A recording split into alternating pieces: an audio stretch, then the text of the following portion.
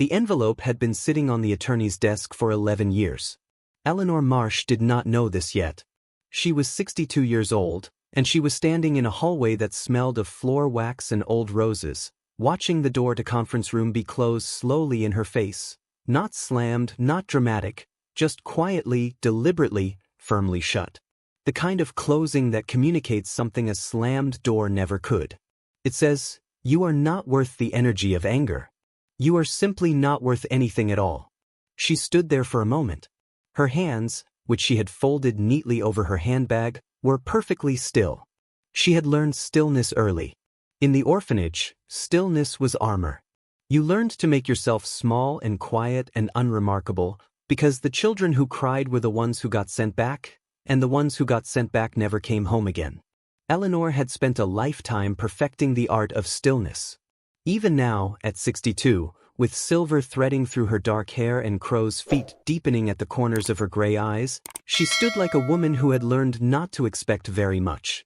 Inside that conference room were two people who had decided, with the calm efficiency of people organizing a closet, that Eleanor no longer belonged in the family she had served for 31 years. Her late husband Martin's son, Gregory, and Gregory's wife, Patricia, who had always spoken to Eleanor in the slow, carefully enunciated tones one uses with children and foreigners.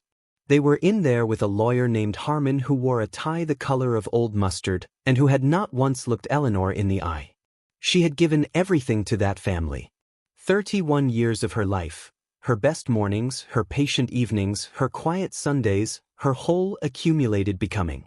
And they had given her a manila envelope, a handshake, and a closed door. But there was also another envelope.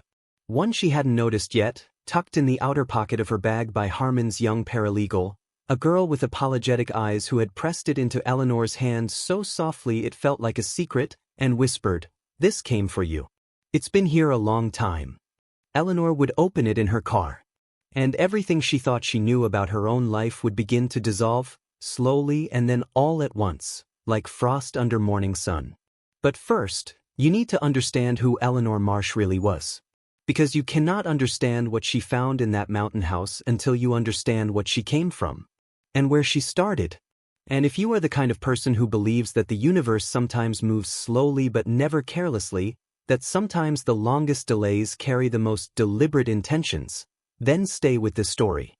Because what was waiting for Eleanor in those mountains had been waiting for decades. It had been waiting since before she even knew she needed it. If that kind of story speaks to something in you, something you've carried quietly for a long time, then this channel was made for you. Stay until the end. The resolution of this story is something you will want to witness. Eleanor was born on a Tuesday in November 1961 in a small hospital in Ashford, West Virginia. She had no memory of her mother's face. By the time she was old enough to form memories, her mother was already gone, taken by a fever that moved swiftly and without mercy through the winter of 1963. Her father, whose name appeared on no document Eleanor ever found, had not been part of the story even before it ended. She had been 2 years old when she arrived at the Whitfield Children's Home on Crescent Hill Road, and she would spend the next 16 years of her life inside its gray stone walls. Whitfield was not a cruel place. This is important to say, because cruelty would have been something to organize herself against, something with edges to push back on. Whitfield was simply indifferent. Indifferent the way large institutional buildings are indifferent, with their drafty corridors and their echoing dining halls and their matrons who had long ago run out of the particular kind of warmth that individual children require. Eleanor was fed. Eleanor was clothed. Eleanor was educated in the concrete-floored schoolroom on the second floor where a rotating cast of underpaid teachers moved through grammar and arithmetic and state capitals with the efficiency of people on a schedule. What Eleanor was not given was a sense that she was specific. That she, Eleanor, with her gray eyes and her habit of pressing wildflowers between the pages of library books and her quiet, fierce intelligence, was anyone in particular. She was child number 47 in a facility built for 38. She was a Tuesday girl in November, unremarkable on the roster. Except to one person. There was a woman who came to Whitfield every third Sunday of the month for nearly a decade. Her name was Mrs. Dorothea Calloway, And she was the kind of woman who seemed to carry warmth the way some people carry an umbrella. Simply, practically, as a matter of course.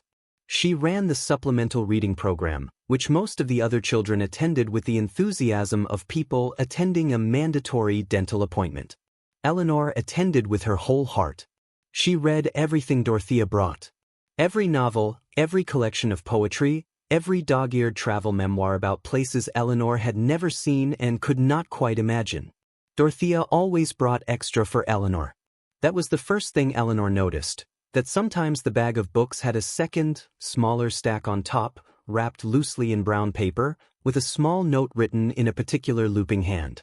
For our gray-eyed reader. Eleanor did not know, until much later, how specifically she had been seen. How deliberately. At 18, Eleanor left Whitfield with $40, a bus ticket, and a small leather suitcase that had belonged to someone else before it belonged to her. Dorothea had pressed the suitcase into her hands the morning of her departure, and had held Eleanor's face in both palms for a long moment, warm, certain palms, the kind that seemed to say something words couldn't organize, and had told her, "You are going to outlast everything that tries to diminish you. I know this the way I know weather." Eleanor had carried those words the way you carry something fragile through a crowd, carefully, with both hands, close to the chest. She moved to Millhaven, Pennsylvania, where she found work as a housekeeper for a doctor's family, then as an office administrator for a small architecture firm. She was organized, precise, loyal, and entirely capable of making herself indispensable without ever appearing to try.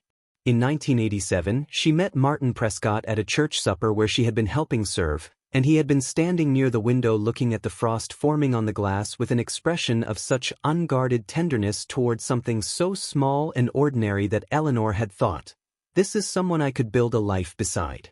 Martin was gentle. Martin was grateful. Martin was also, it must be said, a man who existed partly in the shadow of his own family, specifically, in the shadow of Gregory, his son from his first marriage, who was 7 years old when Eleanor and Martin wed, and who had spent those 7 years constructing a small, private kingdom in which his father's attention was a territory that belonged entirely to him. Eleanor had never tried to displace Gregory. This was genuine, not strategic. She understood displacement. She had been displaced before she was old enough to walk. She had no appetite for inflicting it on a child. But Gregory did not believe this. Gregory had assessed Eleanor with the calculating clarity of a child who has learned to read threat quickly, and he had filed her under temporary, irrelevant, and presumptuous.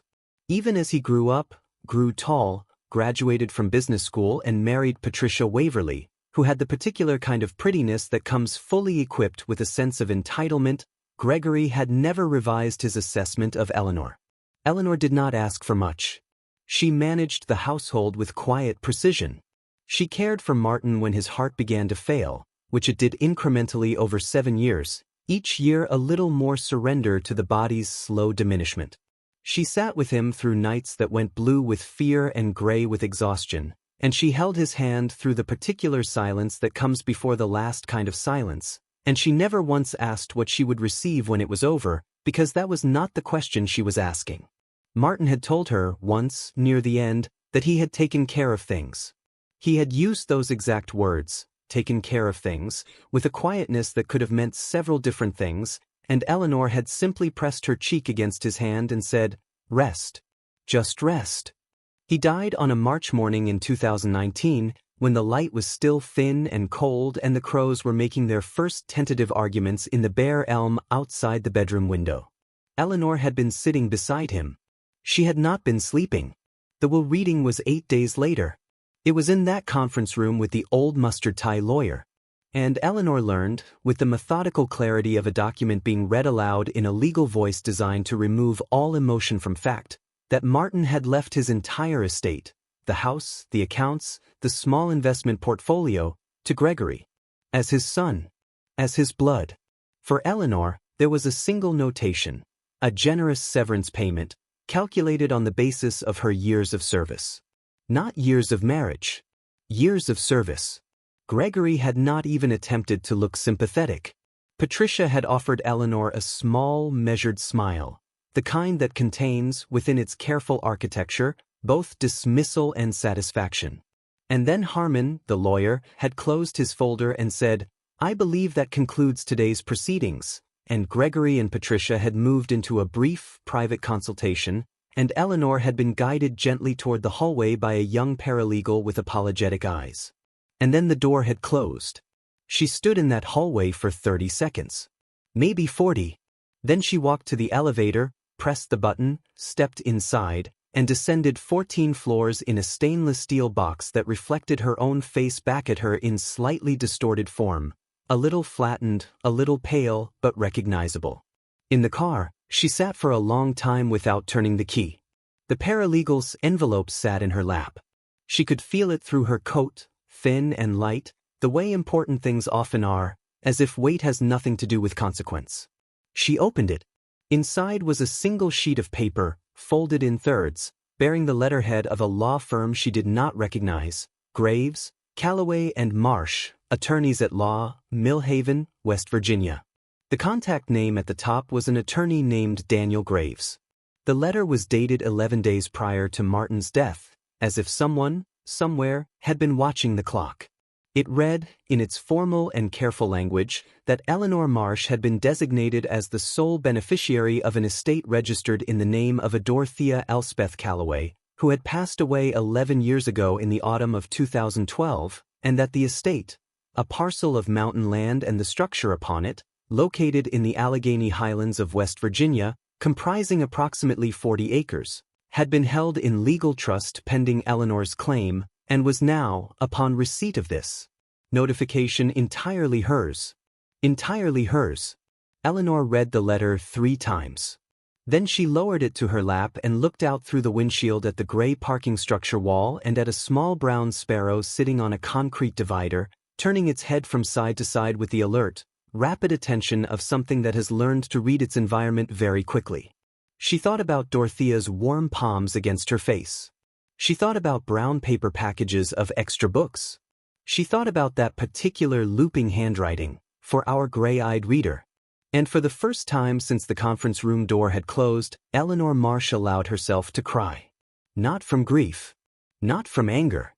She cried from the particular overwhelm of discovering, at 62 years old, that she had been loved long and specifically and deliberately by someone she had not known how to find, and that this love had been waiting for her in the mountains, in the form of 40 acres and a house, with the quiet patience of something that did not need to announce itself to be real.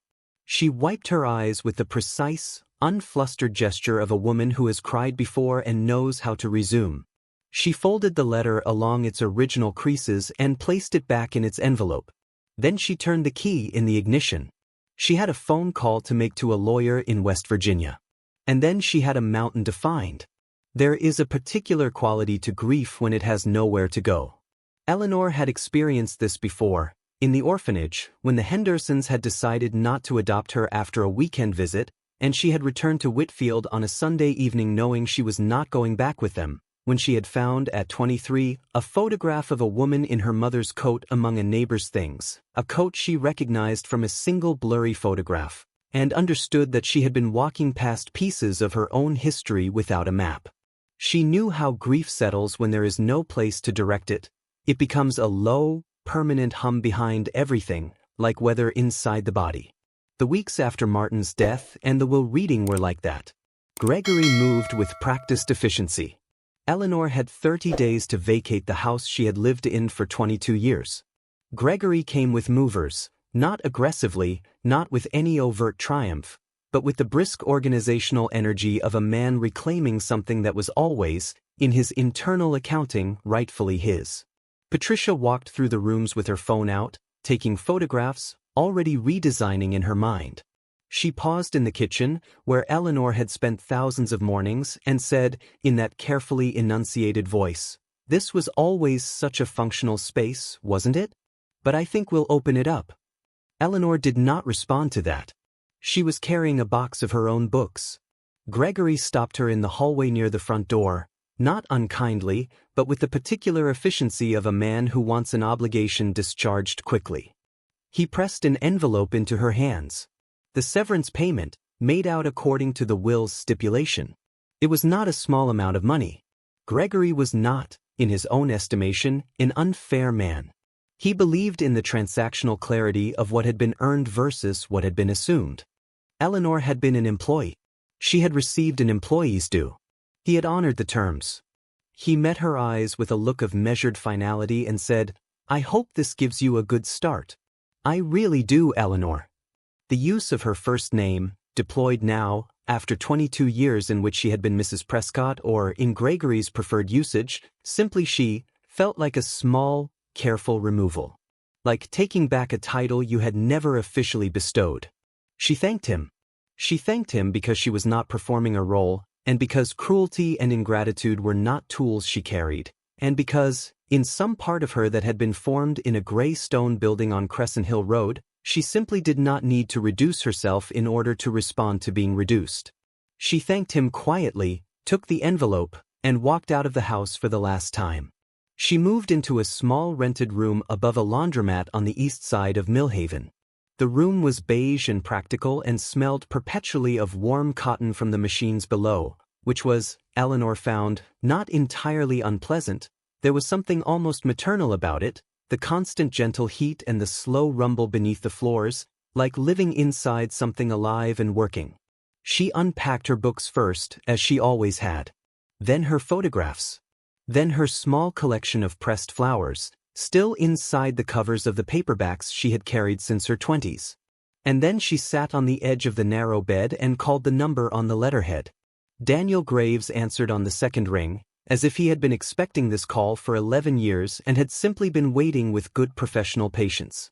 He was in his late 50s, Eleanor guessed by his voice, measured, unhurried, the kind of voice that has delivered complicated news often enough to have learned how to hold space for the receiving of it. He explained what she had inherited. He explained how long he had held the trust. He explained that Dorothea Calloway had specified, in her will, that the estate was not to be transferred until certain conditions were met, until Eleanor was in a situation of transition, of genuine need, of open road ahead rather than settled life. He did not say this coldly. He said it the way you say something that took a long time to become sayable. She wanted you to receive this at a moment when you could actually use it, he said. Not as a supplement to a life already built, but as the foundation of a new one. She was very specific about that. Eleanor held the phone for a moment after he said this, and the warm cotton smell rose from below, and she pressed her free hand flat against the beige wall beside the bed, just to feel something solid. She knew, Eleanor said, half to herself. She was watching. She asked me to check on you. Every few years, Graves said quietly. She wanted to know how you were. She said she was proud of you. Every time. Without exception. There was a silence then that was not empty. It was the kind of silence that is very full. Eleanor let it be full. Then she asked when she could come to see the property. Graves said, whenever she was ready. The house had been maintained by a local caretaker, a man named Amos Birch, who lived on the adjacent land and had kept the structure sound and weatherproof and, here Graves paused briefly, intact, exactly as Dorothea left it. Exactly as Dorothea left it. Eleanor thought about that for 3 days. She lay in her narrow bed above the laundromat and listened to the machines below and thought about a woman she had loved but never fully known, keeping a house in the mountains the way you keep a promise, faithfully, quietly, for longer than anyone asked you to. On the 4th morning, she packed her suitcase, the same leather suitcase Dorothea had given her at 18, worn soft with age now but still solid, and she loaded it into the back of her small car, and she drove south and then east, toward West Virginia, toward the Allegheny Highlands, toward 40 acres and a house that had been waiting for her with the patient certainty of something that knew she would eventually come home. The drive took most of a day. Eleanor had looked at maps but not at photographs. She wanted to see it first with her own eyes, without the flattening effect of a screen between herself and the real thing. She drove through small towns that held themselves compactly against the cold, marchbear trees lining 2-lane roads, farmhouses set back behind fields that were just beginning to soften toward spring. The further south she drove, the more the land rose, slowly at first, then with increasing intention, the hills becoming slopes, the slopes becoming ridges, the ridges becoming the kind of elevation that makes you feel the air change quality inside your lungs. She stopped once for gas at a station attached to a diner, and a woman behind the counter with a red braid and a forthright expression poured her coffee without asking and said, "Passing through or headed somewhere?" And Eleanor had said, with a small surprise at her own certainty, "Headed somewhere." For the first time in a long time. She found the road Graves had described, a gravel track that turned off the county road at a hand-painted mailbox post, the mailbox long gone but the post still standing, bearing the number 44 in faded black. She turned onto the gravel and immediately felt the quality of the land change around her. The trees were older here, oaks and chestnuts and hemlocks of considerable age, their canopies not yet fully leafed but already holding the sky in their bare upper branches like something precious and communal. The track rose steadily for perhaps half a mile, winding between the trees, and Eleanor drove slowly, partly because the surface required it and partly because she was not yet ready to arrive. She paused at a place where the track bent sharply to the right, and through the gap in the trees she could see down into a valley, a long, unhurried valley with a creek running through it catching the last hour of afternoon light, silver and cold and moving, and on the far hillside the shapes of 3 deer standing absolutely still, watching her with their enormous, careful eyes. She cut the engine. She sat with the window down and listened to the creek and the wind in the high branches and the particular silence that is not emptiness but presence, the silence of a place that has been itself for a very long time and does not need to explain itself. Something loosened in Eleanor's chest. Not grief, not quite hope yet, something anterior to hope, something more like the memory of hope, the cellular recognition that hope had once been possible and might become possible again. A crow called from somewhere in the canopy. She started the engine. She came around the bend, and the house appeared. It was not what she had prepared herself to see, though she could not have said what exactly she had prepared herself to see. It was a 2-story stone farmhouse, broad and solid, built into the hillside as if it had grown there rather than been constructed, the stone the same gray-gold as the exposed rock on the ridge above it, lichen-mottled and permanent-looking. A covered porch ran the full width of the front, its boards weathered silver but sound. The windows were dark with the dimness inside, but on the upper right window, the last horizontal light caught a pane and turned it briefly, completely gold, as if something inside had recognized her and lifted a lamp. A man was sitting on the porch steps. He stood when she pulled up, and he was perhaps her age, weathered the way the boards were weathered, deeply and honestly, with broad hands and a slow, unhurried bearing. This was Amos Birch. He did not say much, which Eleanor immediately respected. He handed her a large iron key. He told her the water was on, the furnace worked, there was firewood stacked on the south side. He told her that Mrs. Calloway had been specific, nothing inside was to be moved or removed. He told her that Mrs. Calloway had also been specific about something else. There was a room on the 2nd floor, the small one at the end of the hall, and inside it there was something Mrs. Calloway had wanted Eleanor to find for herself. He pointed up at the house with a weathered hand and said, "She was a good woman. The kind that stays good even when it costs her something." Then he nodded and walked back down the track toward his adjacent land without looking back, as if he had delivered the last item on a very long list and could now, finally, rest. Eleanor stood alone in front of the house for a moment. The March air was cold and clean, carrying the smell of wet stone and thawing earth and pine resin, the smell of altitude, the smell of something beginning. She climbed the porch steps. She put the iron key in the lock. She turned it. The door swung inward with a sound that was not creak or groan but something more musical, a low, resonant sound, like the first note of something about to begin. She stepped inside. The house was dim and smelled of cedar and old paper and the particular dry cold of a space that has been closed for winter. She found a light switch and the hallway filled with warm, amber light from a fixture mounted in pressed tin overhead. She stood in the hallway and simply looked. To her left, a sitting room with a stone fireplace so large she could have stood inside it. Bookshelves on every wall, floor to ceiling, completely full, the spines faded and sorted with evident care. A wingback chair near the window, angled toward the light, with a small table beside it still holding a cup and saucer, as if someone had simply stepped away for a moment and not returned. To her right, a dining room with a long oak table and 6 mismatched chairs and a sideboard bearing a collection of stones and pine cones and what appeared to be bird skulls, arranged with the taxonomic affection of a person who finds the natural world a source of endless interest. Ahead, a kitchen with copper pans hung from ceiling hooks and a farmhouse sink deep enough to bathe a child in, and windows that looked out over the back of the property into the hillside forest. Eleanor walked slowly. She trailed her fingers along the spines of the sitting room books, hundreds of them, familiar titles mixed with unfamiliar ones, many of them with the small marks of a reader who has lived inside them, underlinings, pencil annotations, folded page corners, paper clips holding particular pages open. She pulled one volume from the shelf and opened to the marked page. In that particular looping hand she recognized immediately, a single passage had been underlined: "We loved with a love that was more than love." The handwriting in the margin beside it said simply, "I." A single letter. Her initial.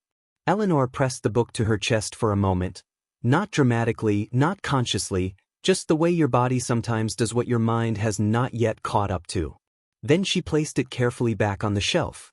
She moved upstairs.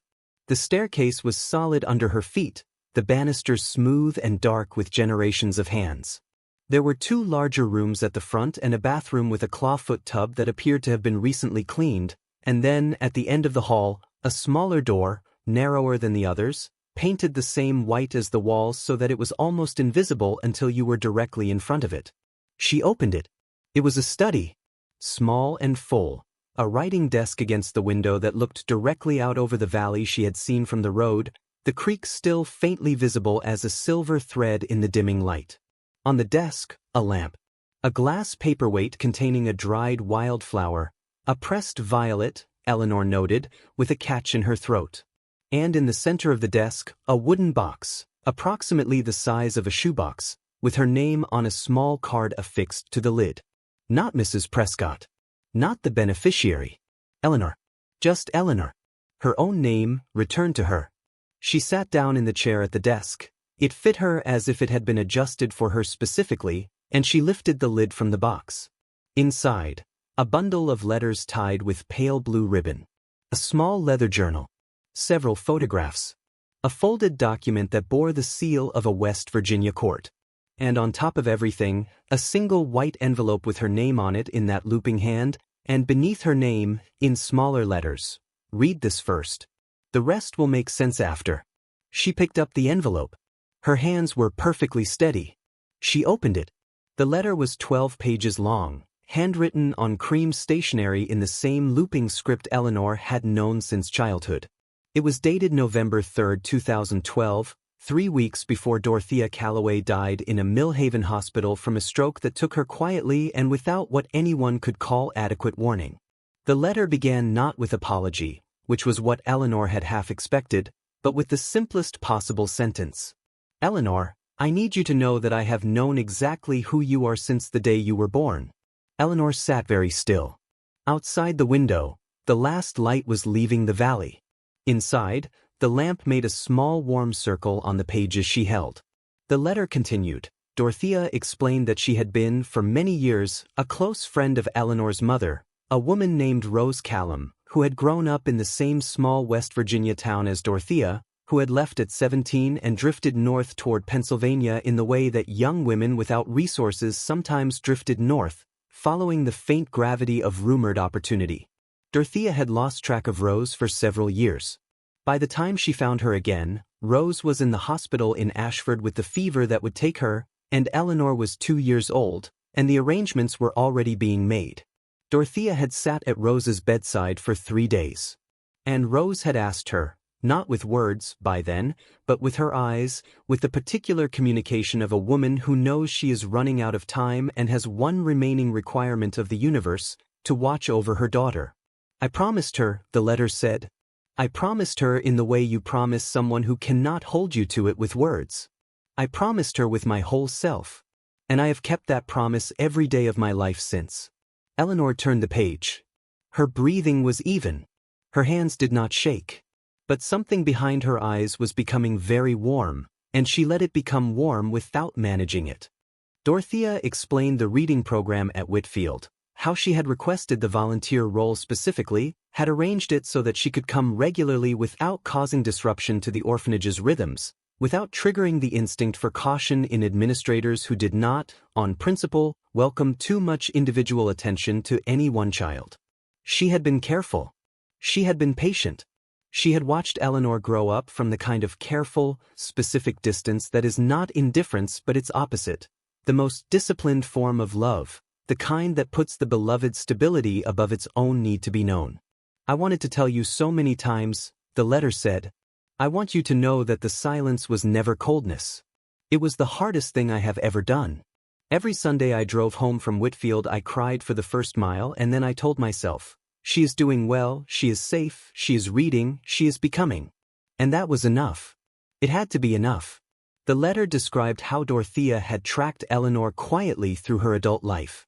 Not intrusively, she had not contacted Martin's family, had not inserted herself, had not made herself known in Eleanor's marriage or her settled years. She had simply known, at regular intervals, that Eleanor was alive and building something and surviving. She had this house, a property she had purchased in the 1970s with an inheritance of her own, a place she had loved but lived in only intermittently, and she had decided, perhaps 30 years before she died, that she would leave it to Eleanor. Not immediately. Not in a way that could be absorbed into a life already constructed elsewhere. But held, preserved, waiting. "I asked Daniel Graves to use his judgment about timing," the letter said. "I told him, when Eleanor is at a genuine crossroads. When she is free from obligations that were never really hers. When she has open road in front of her and needs something solid under her feet. Give it to her then. Not as a consolation but as a foundation. I want her to have the beginning she deserved from the start." The next pages were about the house itself. Dorothea described each room with the tenderness of someone describing a beloved friend. The bookshelves, assembled over 40 years of deliberate reading. The kitchen garden on the south side, dormant now but ready to be brought back. The spring on the upper property that ran clean and cold year-round. The 40 acres, which included a section of old-growth forest, a cleared meadow, a small cabin she had built in the 1980s as a writing space, and the Creek Valley, which was, she wrote, "the most reliably beautiful thing I have ever owned, and I have owned very little." And then the last 3 pages. Eleanor had been reading for perhaps an hour, and the lamp was the only light now, and somewhere outside an owl had begun speaking to the dark. These pages were different in tone, quieter, more direct. Dorothea wrote, "Eleanor, I need to tell you something about your situation that you may not yet know. I am going to tell you anyway, because I have learned that people who have not been protected deserve, at minimum, to know the full shape of the protection they are finally receiving." She explained that some years prior to writing this letter, a lawyer, not Graves, a different man, a mutual contact, had told Dorothea about the nature of Martin Prescott's will. Had told her that Eleanor, should she remain in that marriage until its conclusion, would receive nothing of substance. Dorothea did not write about Martin with bitterness. She acknowledged that Martin loved Eleanor in his own capacity and that his capacity was limited by his own fears and allegiances. She wrote, "He was not a villain. He was simply a man who did not know how to choose, and who ultimately did not choose you. This is a common human failing, and it is devastating, and it is not your fault." But what Dorothea had done 11 years before her death was this. She had retained a firm of estate lawyers, Graves, Calloway, and Marsh, and she had constructed the inheritance so that it could not be contested, superseded, or absorbed by any other legal arrangement Eleanor might be in at the time of transfer. The property and its contents were Eleanor's sole and absolute property. They could not be claimed by any spouse, stepchild, or their legal representatives. They had been placed in an irrevocable trust with a single beneficiary designation.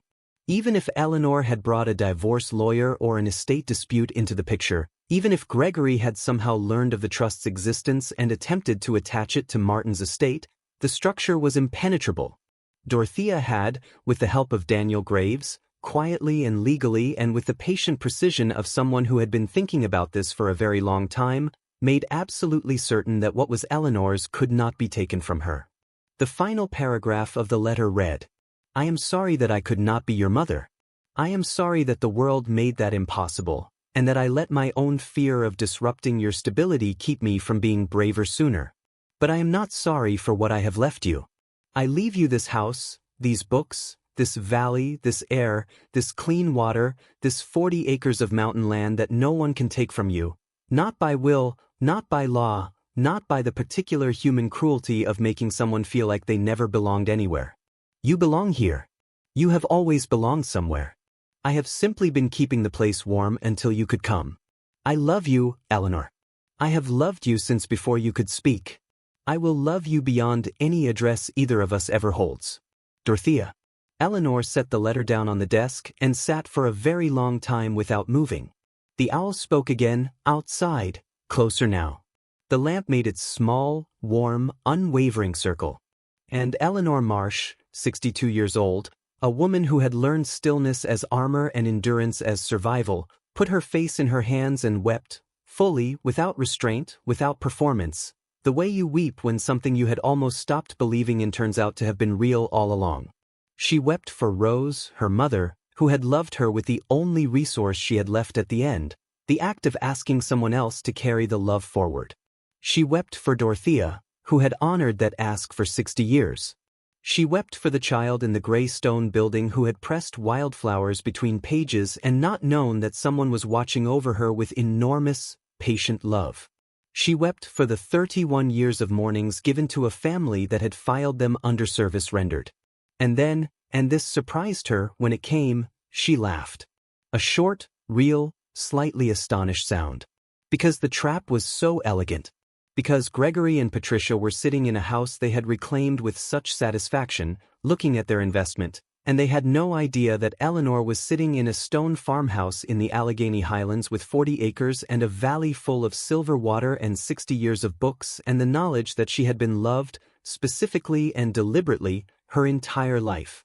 She laughed again, and then she wiped her face, that same precise, unflustered gesture, and she picked up the rest of the contents of the wooden box and began to read. The windows were dark with the dimness inside, but on the upper right window, the last horizontal light caught a pane and turned it briefly, completely gold, as if something inside had recognized her and lifted a lamp. A man was sitting on the porch steps. He stood when she pulled up, and he was perhaps her age, weathered the way the boards were weathered, deeply and honestly, with broad hands and a slow, unhurried bearing. This was Amos Birch. He did not say much, which Eleanor immediately respected. He handed her a large iron key. He told her the water was on, the furnace worked, there was firewood stacked on the south side. He told her that Mrs. Calloway had been specific. Nothing inside was to be moved or removed. He told her that Mrs. Calloway had also been specific about something else. There was a room on the second floor, the small one at the end of the hall, and inside it there was something Mrs. Calloway had wanted Eleanor to find for herself. He pointed up at the house with a weathered hand and said, "She was a good woman. The kind that stays good even when it costs her something." Then he nodded and walked back down the track toward his adjacent land without looking back, as if he had delivered the last item on a very long list and could now, finally, rest. Eleanor stood alone in front of the house for a moment. The March air was cold and clean, carrying the smell of wet stone and thawing earth and pine resin, the smell of altitude, the smell of something beginning. She climbed the porch steps. She put the iron key in the lock. She turned it.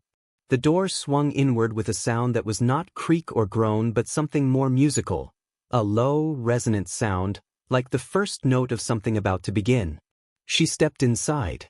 The house was dim and smelled of cedar and old paper and the particular dry cold of a space that has been closed for winter. She found a light switch and the hallway filled with warm, amber light from a fixture mounted in pressed tin overhead. She stood in the hallway and simply looked. To her left, a sitting room with a stone fireplace so large she could have stood inside it. Bookshelves on every wall, floor to ceiling, completely full, the spines faded and sorted with evident care.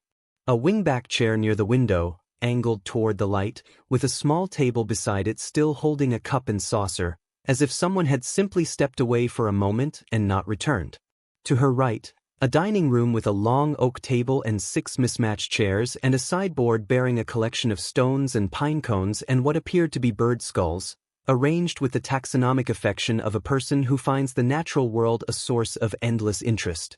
Ahead, a kitchen with copper pans hung from ceiling hooks and a farmhouse sink deep enough to bathe a child in, and windows that looked out over the back of the property into the hillside forest. Eleanor walked slowly. She trailed her fingers along the spines of the sitting room books, hundreds of them, familiar titles mixed with unfamiliar ones, many of them with the small marks of a reader who has lived inside them, underlinings, pencil annotations, folded page corners, paper clips holding particular pages open. She pulled one volume from the shelf and opened to the marked page. In that particular looping hand she recognized immediately, a single passage had been underlined: "We loved with a love that was more than love." The handwriting in the margin beside it said simply, "I." A single letter. Her initial. Eleanor pressed the book to her chest for a moment. Not dramatically, not consciously, just the way your body sometimes does what your mind has not yet caught up to.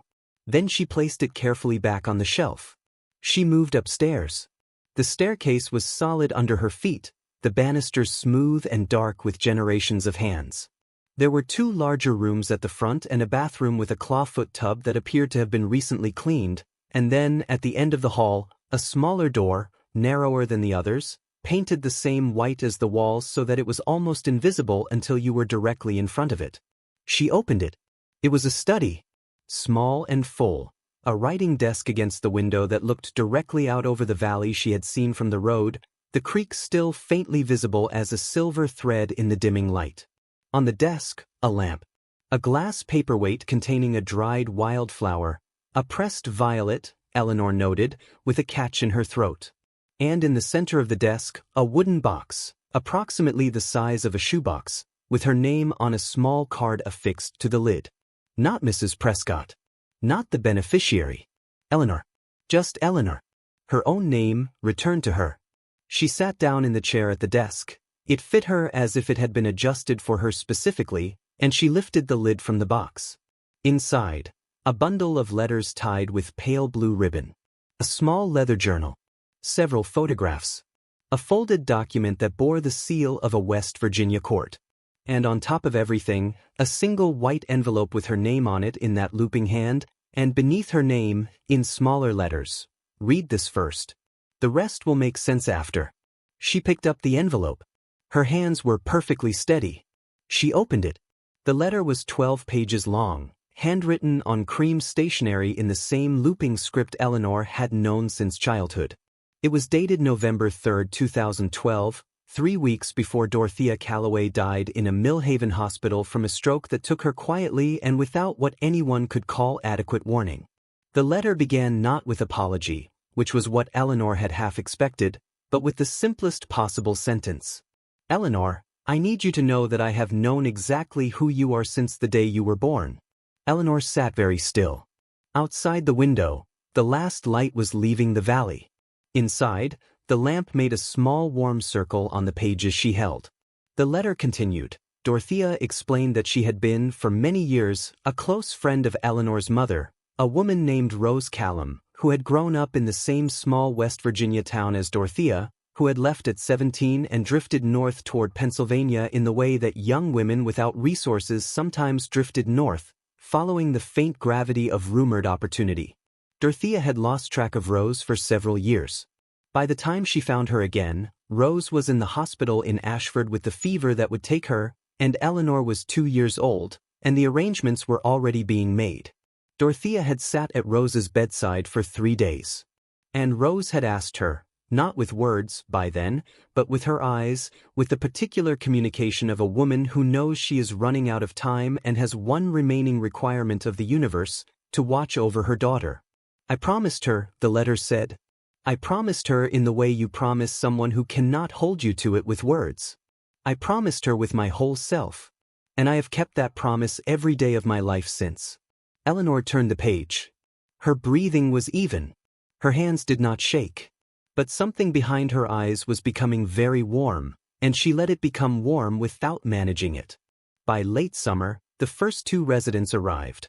A woman named Judith, 58 years old, who had spent 3 years in a facility she did not deserve and who walked up the porch steps and stopped when she saw the valley below and the creek and the deer at the field edge, and stood very still for a long time, and a young woman named Celia, 32, who had aged out of care and had nowhere, and who sat at the long oak table on her first evening and ran her hands over the grain of the wood, with the expression of someone touching something real for the first time.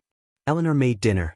She set 6 chairs around the table. Amos joined them, and Vera, and Daniel Graves, who had driven up from Millhaven because Eleanor had invited him and because he had been tending this story for 11 years and wanted, finally, to see its beginning. They ate. They talked. The fire in the great stone hearth moved its warm, undecided light across the bookshelves and the copper pans and the faces of people who had each, in their own way, been waiting for a table to come home to. Eleanor, sitting at the head of the long oak table with the lamplight in her gray eyes and the valley visible through the window behind her, silver and alive in the early dark, felt something that she had spent 62 years getting enough evidence to believe in. She felt, with the full, grounded certainty of a woman who has been both emptied and filled, that she had always been held. That even in the years she had not known it, she had been loved at a distance by someone who meant it. That the orphanage door closing behind her at 18 and the conference room door closing in front of her at 62 were not the same kind of ending. One had launched her into a world without a map, and one had launched her into a life that had been waiting for her, ready, with the key already cut. She had thought that leaving the orphanage was the beginning of her story. She had thought that Martin's death and Gregory's door were the end. She understood now, in the particular way you understand things that have been slowly building toward comprehension for decades, that neither of those assessments had been accurate. The orphanage had not been her beginning, and the closed door had not been her ending. They had been, both of them, simply places she had to pass through on the way to here. Here, where the creek ran cold and clean in the valley. Here, where 60 years of someone else's books lined the walls, waiting to become hers. Here, where the kitchen garden was putting up its first real yield, where Judith was learning to sleep soundly again, where Celia had started, tentatively, to laugh. Here, where Amos was already talking about expanding the cabin for additional residents, where Vera's schoolteacher's mind was quietly designing an informal education program for the women who came through, where Franklin had donated 3 cases of preserved fruit and offered his labor for the fall harvest. Where she belonged. Where she had, it turned out, always been expected. That is what the mountain house contained in the end. Not just property or books or 40 acres of old-growth forest. Not just a legal document securing what could not be taken. Not just a letter from a woman who had loved her across the whole long distance of her life. What the mountain house contained was the simple, permanent, unmistakable truth that Eleanor Marsh had never been invisible. Had never been the forgotten child on the roster, the housekeeper's wife, the serviceable and disposable. She had been seen. She had been loved. She had been planned for. She had been, all along, the kind of person someone builds a house for. If you have stayed with Eleanor's story to this very end, then you already understand something about yourself, that you are the kind of person who believes in the slow, deliberate arc of justice. The kind of person who knows that some things take longer than they should, and that the waiting is not evidence of abandonment, but of preparation. There is a word for the moment when you realize you are stronger than everything that tried to break you. Not triumphant, just awake. Just fully, quietly, unmistakably awake to your own survival. If you have lived that moment, in any shape, in any season of your life, leave that word in the comments. Just one word. Your word for that moment. Because this channel is a community of people who have carried things quietly and come through, and your one word might be the very thing someone else needs to read tonight. If there is someone in your life, a mother, a sister, a friend, a woman you know who has given everything and been thanked with a closed door, share this story with her. Not as a message. Not with an explanation. Just send it quietly, the way Dorothea left books. She will know what it means. And if this kind of story, the kind that believes in earned arrivals, in love that outlasts its own announcement, in the long, specific, patient work of being seen, If that is what you come here for, then you are already home. This is what we do here. Every story we tell is, at its core, about one thing. What was thought to be an ending was, all along, a beginning that had simply been waiting for the right door to open. Eleanor's door is open. So is yours.